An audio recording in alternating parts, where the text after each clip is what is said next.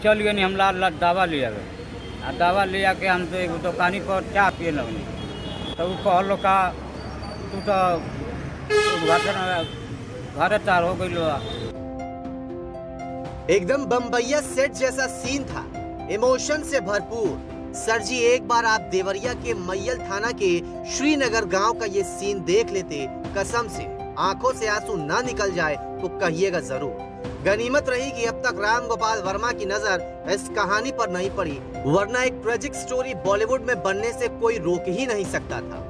हाँ, तो कहानी ऐसी है कि देवरिया के सलेमपुर कोतवाली क्षेत्र के धनौती रेलवे क्रॉसिंग के पास सड़क किनारे एक आदमी घायल पड़ा मिला।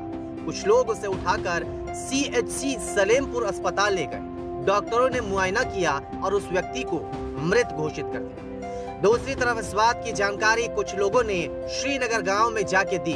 बताया गया कि इसी गांव के रहने वाले 55 साल के फुलेश्वर की सड़क दुर्घटना में मौत हो गई।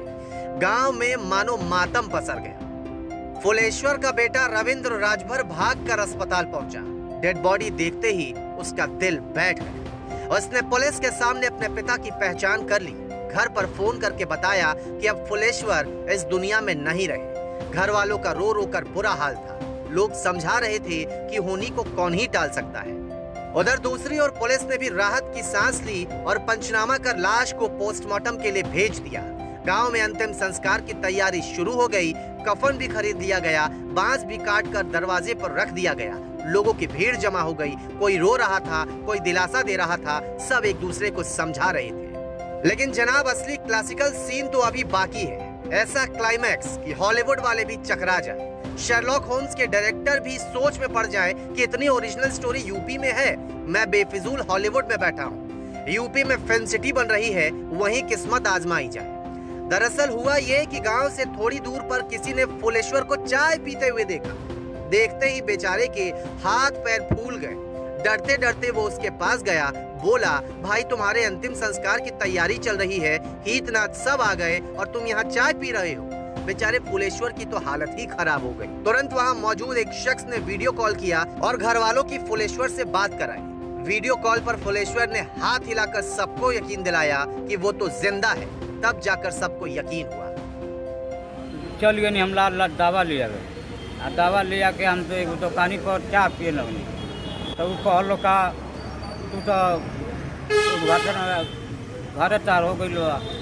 और बाद फोन लगावलो तो हित ना तो जाए। और बाद सब हम जानने। और बाद मोबाइल में ऐसी कैलो लगावलो तो हम हाथ उठौनी। हाथ उठौले के बाद तेरे कहनी तो जानल हम घर वाला जिंदा बना अबे। तब हम संतोष भल हितना सब आई। आप तारी जगह पर के लोग दूसर आदमी के ठीक देखल लोग